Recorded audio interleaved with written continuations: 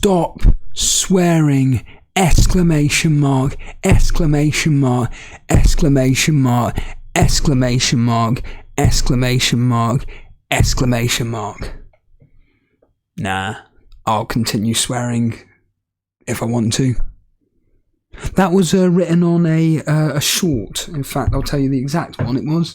That was from someone called Terminator JJ43 on the short called Haaland off at half time.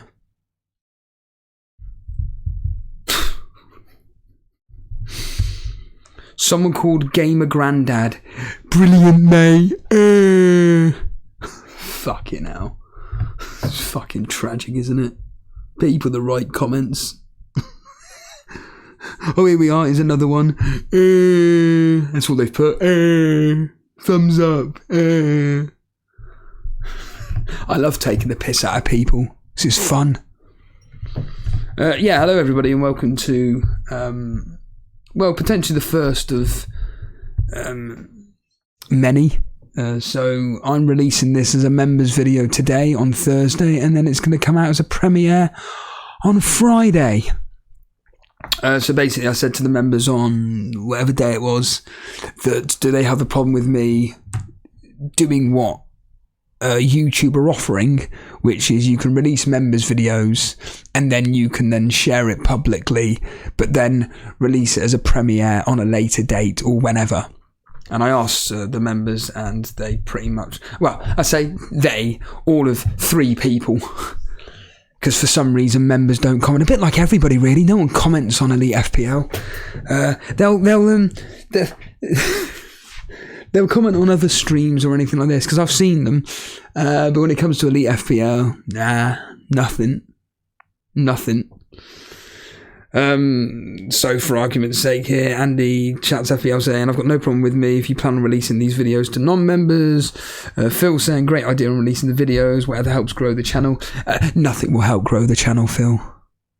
Nothing at all, as Ned Flanders says. PM says the same thing. In fact, AJ Gilroy saying, get them released, more people need to hear the banter. If there is any banter, me slagging people off. And that's it. Other than PK7 that said he went into a bit of detail, which is good. I'm all for doing whatever helps the channel. Again, it won't. The only thing to consider is, can you be as open as honest about things in these videos? For example, slagging off my job and your colleagues at work, things going on at the gym, etc. Just be careful, as some people are full of hate, and I wouldn't put past them trying to get you in trouble. We've already had that about 1 billion times on here. I'd love to know what other channels are out there, what other people out there have, well, in fact, I know this, the answer's a lot, all of them, that get hate and threats. If anybody saw FPL Juice with Sam from FPL Family, she was talking about when her husband Lee decided to, triple captaining Kevin De Bruyne on some game week, whenever that was. And because on the official game or the official podcast or their channel, whatever, he decided that he was telling the audience something different, or more specifically was saying that he'd probably bring in Kevin De Bruyne this week and captain him. But what people were kind of listening out for was when he was saying things about Salah and stuff, and then basically he brought in Kevin De Bruyne, a triple captain, the triple captain paid off, and then apparently him and Sam, but especially him, got so much horrific DMs from people that she even said they had to go to the police. Had to go to the police because of pieces of shit that, in fact, because of fucking losers that for some reason take the word gospel from an individual that's popular online and send them whatever horrific messages to the point of where they feel the need to go to the police. I'm not going to go into details, but I can imagine what it was about. Yeah, again, you could apply this to anything in life, can't you? These absolute cretins in society that because it's online, it doesn't affect me. It's just over a phone, isn't it? You're a cunt. I fucking hate you. Die, die, die. Just some 15-year-old boy doing that. Sends it. Send. Don't understand the consequences or anything like that. Don't understand what it's doing to the individual behind the camera or whatever. Nah, just send it off. Send. It's why, like, I keep banging on about in my Total Stever podcast. Available now. I find people that are obsessed with the online world are forgetting the grander scheme of things and what's around them. And I said this to my close friend, funny enough, in the gym about 10 minutes ago. And I said to him about, I'm in a gym at the moment. In fact, for fuck's sake, I've got it over there. Basically, this is my gym. I'll deliberately get my phone. So what you pay $1.99 for? $1.99 a month for this shit. Whew. So this is the atmosphere in my gym. Listen to this. This is proper getting you motivated to work hard.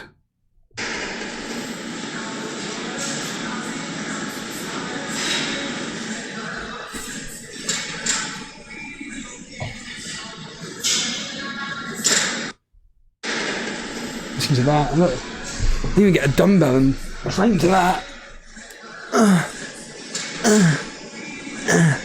Fuck it now. Awful.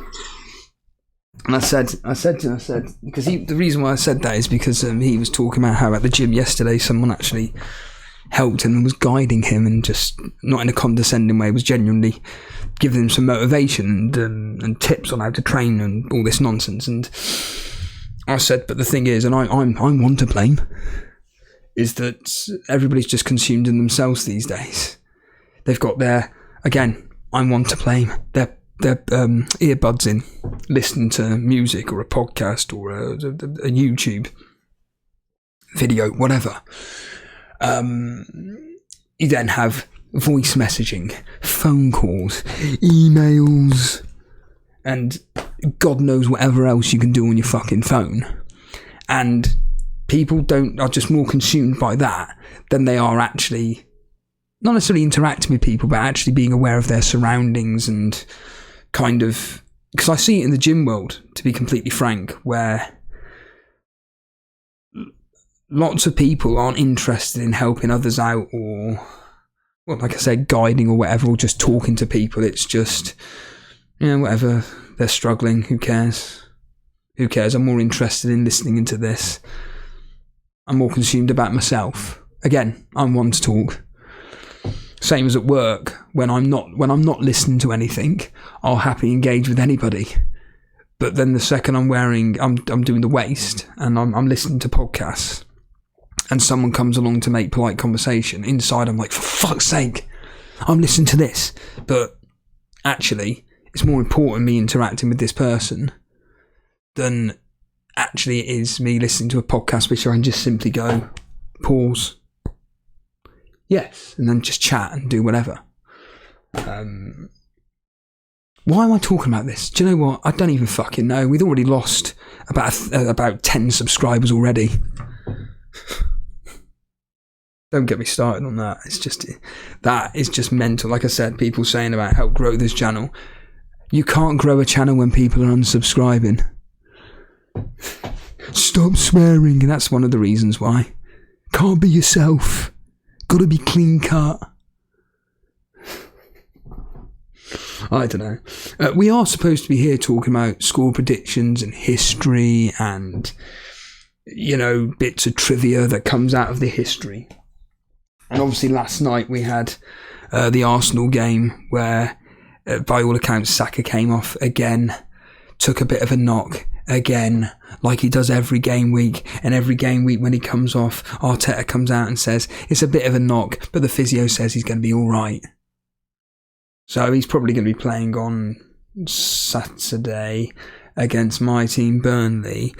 However, I am going to be desperately needing to hear about that because my transfer this week is dependent on that Saka news. Now, as it stands right now, I've already done one transfer, which was the Lascelles in for Udogie. That's already done. That's there. There he is on the bench there. But of course, this week or yesterday, we find out that, oh, actually, fuck that. It was the day before we find out Nketiah hasn't trained. And you just, I mean, I've made 0.1 on him. That's the main thing. I've made 0.1 selling value. That's the important thing that I took away from this. But it looks like now I'm going to be forced into playing Alvarez. Can't make it up. And I'm still going to... And Matty Cash trained. So I'm going to play him ahead of Lascelles because it's a home game at the end of the day. And it's now going to be a question of, is it Maddison or Martinelli that I'm bringing in? As I said yesterday on the members video, my heart says Martinelli because he's up against Coutinho or Connor Roberts. It doesn't matter. He's going to destroy him. He's never going to have an easier game in his life.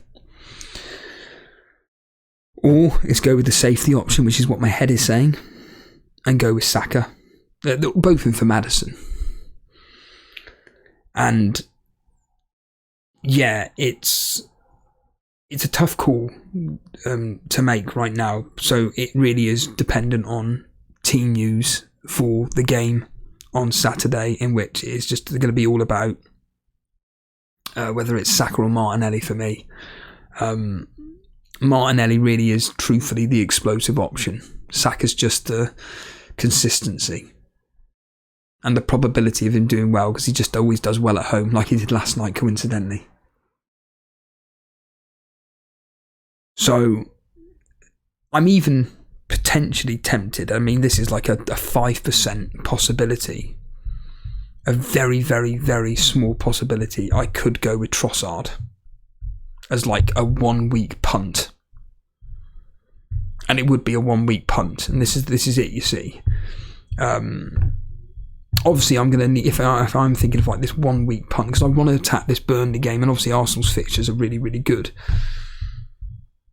But Trossard at 6.5. His returns so far this season, two goals. And that came in a game against Everton away, where they won 1-0. And the other time was away at Chelsea. So there we are, there's the pattern there. Away games, where he got a goal. However, he played last night. He scored a goal. I'm going to actually check on whoscored.com to see how well he actually performed last night. But I'm assuming that based on whoscored.com, he's going to have quite a high rating. So let's just see across the front three how he got on. Oh, wow. So Martinelli got 8.5, Saka got 8.7, Trossard got 7.3. I know Martinelli came off in the 82nd minute or something like that. He came off in the 81st minute. Saka came off in the 85th. Trossard played the full game. No, he didn't. He came off at the 81st minute as well. In this 2-0 victory. You know, moving forward with Saka, it's a guaranteed starter, despite the fact that Arteta's running him into the ground. He is an individual that's guaranteed points pretty much, especially at home. But if I go with that 1 week punt of Trossard in for Maddison, it then means that over the international break, I can then potentially, if Trossard was to do really well against Burnley, and let's not fuck about here. Ooh, just said the F word there. Can't say that.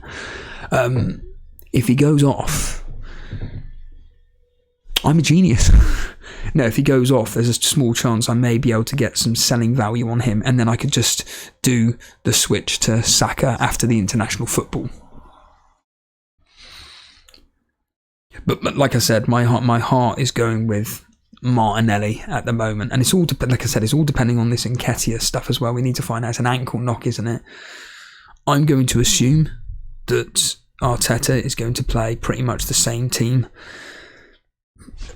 against Burnley. It'll be the same front three, give or take, Saka, Trossard and Martinelli. I really do think that will be the case. Unfortunately, I just think Nketiah is going to now be out. He's going to use the international football as a way in which he doesn't need to risk players. I mean, that could even mean Saka. So Trossard for me could actually be the one for 6.5 as a 1 week point. It means a -4. It does mean a -4 because I'm looking to get rid of the Tottenham assets slowly but surely. To be completely frank, their fixtures aren't particularly pretty. I know that this week obviously they're up against Wolves, which is not going to be an easy game. In fact, I'll be honest, I think that fixture is one of the hardest that they've got. Wolves away, horrific. Aston Villa at home, they'd win that. Man City away, horrendous. West Ham at home, yeah, they'll win it, but they're not comfortable games. Newcastle at home, forget it. And then it's Nottingham Forest, and so maybe getting rid of, it's definitely going to be Maddison for sure. For sure. And yeah, it's then just going to be a case of seeing what Arsenal do against Burnley, which, spoiler alert, is going to be 5-0. And hope that Trossard, Martinelli or Saka come through again. Saka, the safe option. Trossard, the huge differential and could really do something. Martinelli, huge potential in a giant haul. So moving on to the score predictions, where I think we're going to get back to reality, more specifically, normality this week. I think the likes of, we saw, surprise, I see that Haaland scored twice in the Champions League, as I always predict. If a particular individual, a player that you expect to do well in a game in the Premier League does nothing, and then they got a Champions League game, they'll do what you think in the Champions League game, and there we are. Haaland pops up with 2 goals in the Champions League. And it'll be the same for Salah. He won't be playing in the Europa League, but you know what I mean. It'll be the same for him, where he this weekend against Brentford, he'll probably pop off with 2 goals and an assist. That's why he's going to be probably going to be my captain this week, probably. And yeah, I just think that this week is going to be back to normal. Aston Villa assets will do well. Liverpool assets will do fine. Man City will do fine. And all this moaning and berating from last week is all going to be fine, and it's all going to be forgotten about after we've all got 70, 80 points to celebrate and wonder what to do with our teams moving forward. Talking of which, Wolves versus Spurs is the game that kicks off. I'm really torn between 2 results. Can you guess what they are? 1-1, 1-0 either way, or 2-1 either way. That's 3 results, Steve. I can see Wolves winning this. I can see Tottenham winning this. I can see a draw in this. This isn't one of those matches where I go, yep, Tottenham are winning. Yep, Wolves are winning. Neither team are winning. It's a very, very difficult game to call. I'm giving it to Tottenham only because Wolves have lost Neto. I think he's really, really key to Wolves, actually. Spurs there's a chance Maddison doesn't play, but he probably will. But Romero being out, I don't think it makes a massive difference, but I think Romero and Van der Heck and Udogie being all out could be an issue. Wolves are very good at home. Let's not mess about here. They are very, very good at home. I'm just giving it to Spurs. Just 2-1. And I mean just. The history is going with 1-0 to Spurs. There's been 3 times 1-0 has happened in this fixture. In fact, the last 2, it's ended 1-0. And only once across the last 6 fixtures, both teams have scored. And that was only in the League Cup.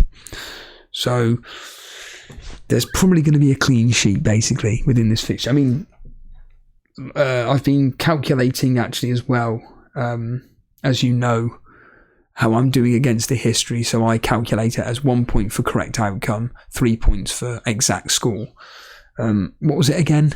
History was beating me 85 to 81, I think. Last week, the history beat me by 1 point. I got 3. The history got 4 points. Yeah, so history is actually doing really well this year, apart from last week. But again, that was just a freak result. Arsenal Burnley, I've already said it, 5-0. They're going to absolutely wipe the floor with us if they want to. If they want to, this is going to be 5 or 6-0. If they want to. History's going, though, 1-0 to Arsenal. In fact, across the last 6, it's been very, very low scoring. But as I've stated a billion times on the members' videos, take this with literally a pinch of salt. This is all based on Dyche's Burnley, not companies. And it's all been very low scoring. There's been 2-0-0s, 2-1-0s. And yeah, Arsenal have only won twice in this fixture across 6. Don't worry, that'll be 3-7 now. Guaranteed. Crystal Palace Everton. You're right, SA's coming back, but I don't think it's going to make much of a difference. I mean, it will make a difference, but I don't think it's going to make much of a difference. Everton, on the other hand, we know how they perform. It's just, as I keep saying, 2 banks of 5, and if Decore or Calvert-Lewin want to charge forward, they will do. I just think these two are going to cancel each other out in a 1-1. History's not suggesting a low-scoring game, though. It's going 3-1 to Crystal Palace. Whoever has been at home has won by at least 3 or more goals. So I think it was something like the last time they played each other was like 0-0. Then the 4 results in between, which was, I think it was like Crystal Palace, Everton, that home team had won by a minimum of 3 or more goals, and then it's then bookended by a 0-0 or a 1-1 again. So yeah, essentially the history suggesting goals for the home team. Man United Luton, obviously they lost last night again. Marcus Rashford being sent off, coincidentally. I see Højlund actually scored twice. I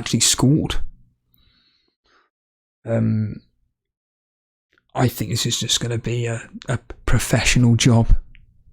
2-0. There's no history between these two. I mean, they played each other in the League Cup once and Man United won 3-0. But yeah, there's no history to talk of really here. But yeah, I'm just going to go 2-0 to Man United. Bournemouth Newcastle. Newcastle are now having to find out if they've got a good enough squad to cope, because they've had Dan Burn, Wilson, Winnersh. Oh, Isaac, he's another one. They got so many bloody injuries, this team, that they're relying, some of the big FPL content creators are saying, Gordon's going to play up front. He won't, it'll be Wilson. But yeah, Newcastle have got problems, and their injury list is just growing and growing and growing at the moment. And I I think they will win this game. I think they'll just about scrape through, and I mean scrape through. Bournemouth, as I always state, they're always difficult to beat. They're a team who seems to do, within reason, quite well at home. They still lose, but they don't lose heavily. If I go through their last 6 results at home, this is again, here we are, Tyler. As I'll be proven wrong as always. Last 6 results for Bournemouth at home have been as follows. Once it decides to load up. Here we go. Okay, they've drawn 2, 1-1 and lost 3. So they beat Burnley 2-1. They lost to Wolves 2-1. They lost to Arsenal 4-0. They drew with Chelsea 0-0. They then lost to Tottenham 2-0. And then they drew with West Ham 1-1. So barring Arsenal, every game is really, really quite tight. They've only conceded 10 goals at home this season and only scored 4. Whereas if you compare that to their away form, as an example, just to give you context, they've conceded 17 and scored only 5.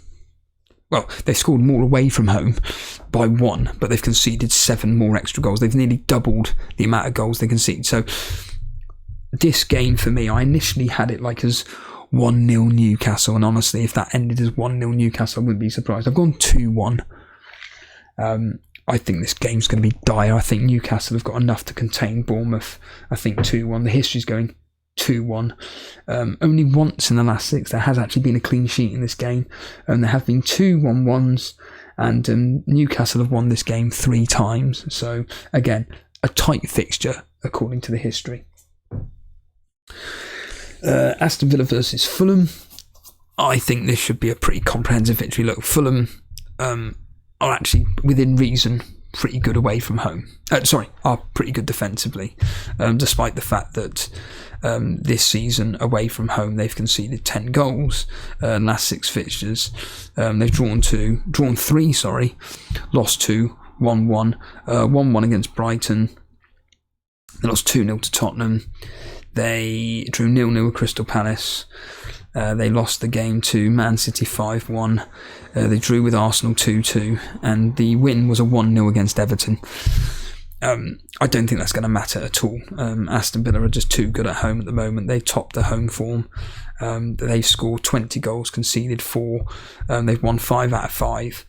And I just think they're just going to brush Fulham aside in a 1-0, 2-0, 3-1, which is a regular occurrence, isn't it, for Aston Villa? A 3-1 result. I'm probably going to be proven wrong. No, not really. Last 6 results in all competitions: 1-0, 1-1, 4-1, 4-1, 3-1, 2-0. A 2-0 loss, that is. Obviously, they're at home to AZ Alkmaar tonight, and then they've got Fulham, which again I just expect them just to 1 or 2-0. Like I said, a comfortable victory here. History's going 3-0. In fact, on 3 occasions, a team has actually scored 3 goals across the last 6, and 5 times across the last 6, a team has 1-0. Aston Villa having 3 of those victories. Brighton, Sheffield United. I think this is the ideal time for Brighton just to get a win. I don't care. They're not going to care how they do it. They are just going to want to win this match. Their form of late has been it has been garbage. Last 6, drawn 3, lost 2, won once. Those 3 draws, it's been a draw, loss, draw, draw. And I expect Brighton, for a team in Sheffield United who are absolutely appalling, especially away from home. They've scored 3 goals, conceded 14. Those 5 losses away from home have been 5-0 to Arsenal. They lost 3-1 to Fulham. 2-0 to West Ham, 2-1 to Tottenham, and they lost 2-1 to Sheffield United. So there we are, there's your result. It'd be 2-1, Brighton's favourite result. I just think that Brighton will just about come through this. Like I said, 1-0, 2-0. I've gone 2-0 for this fixture. History's going 1-0 to Sheffield United. Sheffield United have actually won this fixture 3 times, 1-0. There's been 2 1-1s, and Sheffield United have won 4 out of the last 6, and like I said, 3 of them being 1-0. Liverpool-Brentford, the game in which are we captaining Salah or not? Brighton's last away fixtures. This could help me actually decide whether or not to captain Salah or not. So Brentford away from home once this thing decides to upload. 1-2 drawn, 1 lost 2. To be fair, their games have been low scoring, only scored 7, conceded 4 only. Their fixtures were all over the place. They beat Fulham 3-0, lost to Newcastle 1-0, drew with Nottingham Forest 1-1. They lost to Man United 2-1, but we all know how that went, and then they beat Chelsea 2-0. Liverpool, on the other hand, at home, they just win 3-1, scoring 14 goals, conceded 2. Based on that, this game has got 1 or 2-0 written all over it to Liverpool. I've gone 3-1. History's going 3-1. In fact, on 3 occasions out of the last 4, the home team has scored 3 goals. In fact, there was even a 3-3 at Brentford. So, I think from a safety point of view, Salah could be the captain this week. West Ham, Nottingham Forest, Jesus Christ. A West Ham team that are scoring quite well, despite what it's saying here. At home, they've only scored 8, conceded 7. A positive result is then followed up by a negative result. So 1 loss, 1 drawn, lost. Nottingham Forest, on the other hand, away from home, are terrible. I know that for a fact. Only scored 4 goals, conceded 10. Last 6 fixtures, lost 4, drawn 1, and 1-1. I just expect West Ham to come through this just. I'm going 2-1. History's going 2-0. The home team, whoever's been at home has won 5 out of the last 6. 3 of them for West Ham, 2 of them for Nottingham Forest. And the last 3 have ended to 0. And finally, the big game, Chelsea versus Man City. Chelsea, who look, I'll be honest with you, even when Tottenham were down to 8, 9 men, they still look the better team. Chelsea are terrible. At home, they don't score, they don't concede either. They've scored 6, conceded 7. The last 4 fixtures has seen 3 losses and a draw, those losses being a 2-0 to Brentford, as I've just mentioned, 1-0 to Aston Villa, 1-0 to Nottingham Forest, and the draw was 2-2 against Arsenal. Man City, I think, and I knew this off the top of my head, that Man City like to play Chelsea, and they're normally low scoring, and as proven by the history, that is the case. I'm going 2-0 just because Man City's quality is so much better than Chelsea's. History's going 1-0 to Man City. Man City have won 4. In fact, Man City have won 4 games 1-0. I didn't write that bit down.